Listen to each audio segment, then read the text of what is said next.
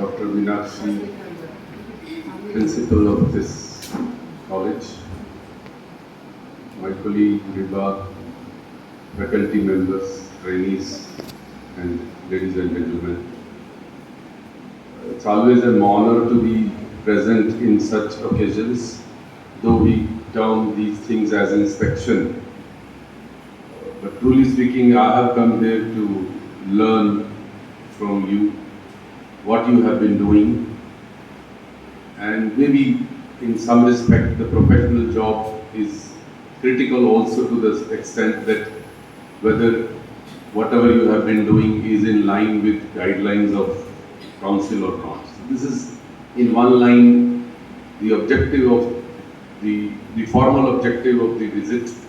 However, as I said, we all come from different fields, and I have been in science and technology all over my years, for 39 years till 2021. And then I joined this commission in May. And education, if I really see the key word for our discussion today and deliberations, for which I said I have some background, some experience and orientation by the commission. You all come from different fields of education and then joined this institute to have B.Ed, M.Ed, some education related programs. Now, all my career I've been on the word knowledge. But if you see this ministry recently, when Ministry of HRD renamed themselves as Ministry of Education, and B.Ed, M.Ed are the education degrees in the country. So what is the difference between knowledge and education? I mean, from the last decade or so, when I'm not giving you details of my background, but we started higher education. So as a scientist till 2009, I became one fine day a professor in masters and PhD programs, which we ourselves founded. So we considered knowledge was not enough. You have seen that they say knowing is not enough. Have you seen this? Knowledge is not enough. So what is the issue there? The knowledge is not enough. So we had seen that there were issues in education. Personally, people ask me, oh, you are not into education, or you don't come from education. Though research, knowledge and research has been on the field. But my general interest and response has been that we have been using the products of education. Generally, they were the higher education or professional education. In professional education, there is nothing like B.Ed or so, unless a B.Tech and Tech graduate, postgraduate chooses to have a school teaching. So Madam mentioned that early level, she used the term lower, I won't say lower, it's an early level education that school kids and other people, younger minds that you educate them. So education, educating is another skill, and that's the reason you call sometimes yourself as trainees. So there is a training element. So knowledge, education, then comes skill and training. Right? So it's more of human to human connect. In our system we used to call verticals and horizontals. These are terms that you might. Verticals means people go in higher education, they keep on increasing their knowledge. But sometimes in higher education and in other professional knowledge, generally the education is not considered. It's assumed that the person who knows more will teach better. Is it the right hypothesis? That if I know more, I will be a good teacher? It may not be the case. As we said, knowing is not enough. So that makes you and makes me also present with my colleague and commission that education, B.Ed, and to me this is third institute that I am visiting in last week or so. So in a way, I have had the experience of seeing B.Ed, M.Ed programs in other institutes also, and also went through the guidelines of the council. So knowledge, education. Now for education, we heard this morning the quote from Nelson Mandela that education is a weapon. That time I was reminding of, and I shared with other platforms also, they say that only educated are free. We talk about independence. But to me, my students know that, I believe we're more in freedom. And there was a mention, she said that we follow the assembly so that, and in a small platform, the trainees and other learning community of this institute follows the discipline and communication. So education gives you more of a horizontal learning, which is more of a training, I would say, wherein you learn the ways of communicating, imparting knowledge to others. So knowledge may be a product, but education becomes a process.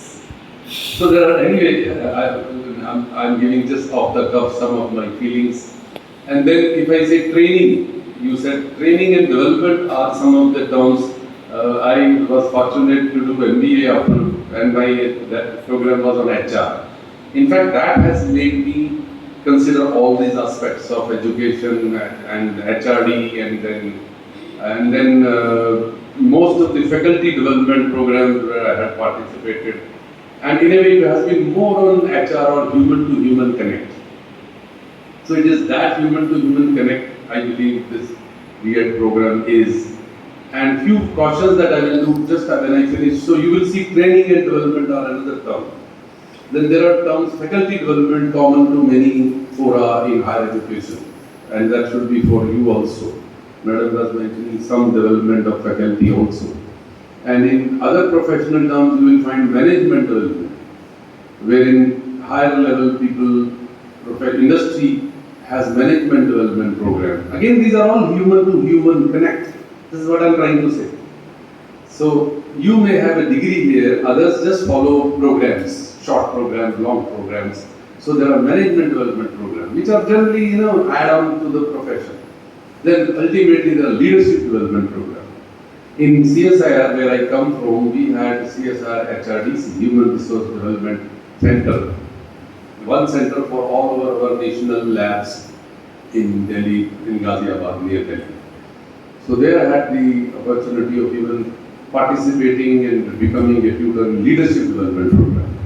So development programs have been in a way somehow in senior positions in most institutions you will find if people choose to connect to people, then administration is minimum and mentoring is next, coaching, mentoring, leadership development, management, many development programs are there, but some of us get into those. So I am happy that your program, B.Ed program, makes you ready for the most important resource, that is smaller school children of the nation. And that's where you pave the foundation for the nation, in a way. However, now the critical side of education, now I'm telling you, madam and everybody, is more of a routine, more of a structure, more of anything becomes that known solution, known best solutions.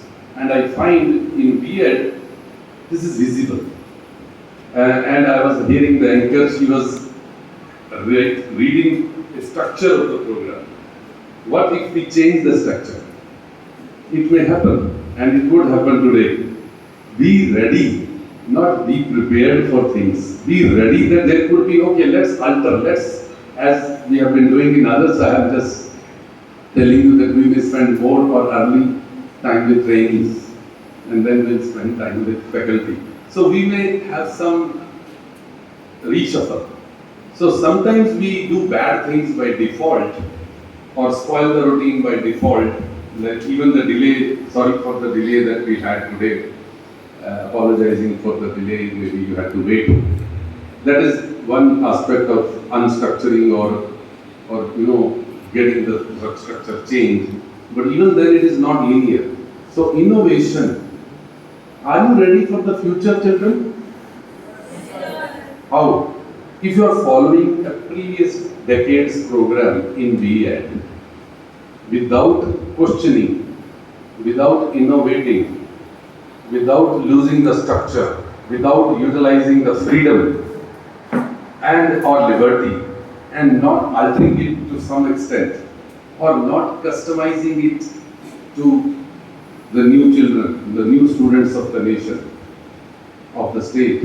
Or I would say, have you heard education 5.0? No. So, future is education. Education 4.0 is running. In the country, we are not aware. Use of technology, total automation.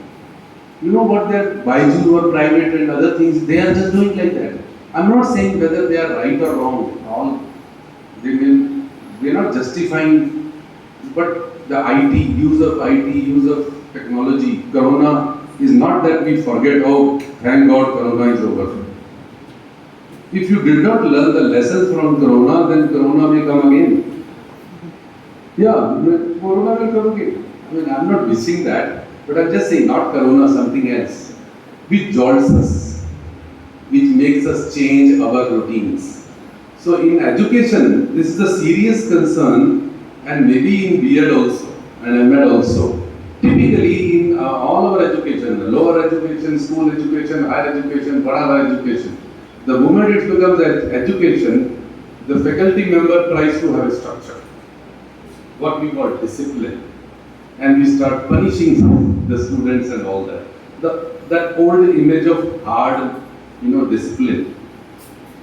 So probably somewhere on those lines you may have scope, because I did not mention research, education and research, education and training and development, right? Then development continues with everybody, no matter when you did, which day I did graduation.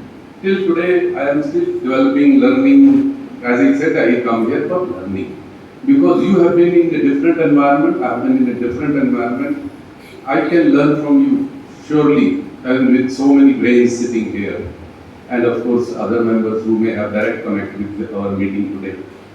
Maybe also, I could also give you some unstructured, some off the cuff, something that is not part of your routine, as some of my impressions, right or wrong, good or bad, some impression that I may have, which I gave a little bit critically also. So with those words, I would be looking forward to interacting with all of you in parts, maybe as trainees and faculty members, and with some reshuffle here and there.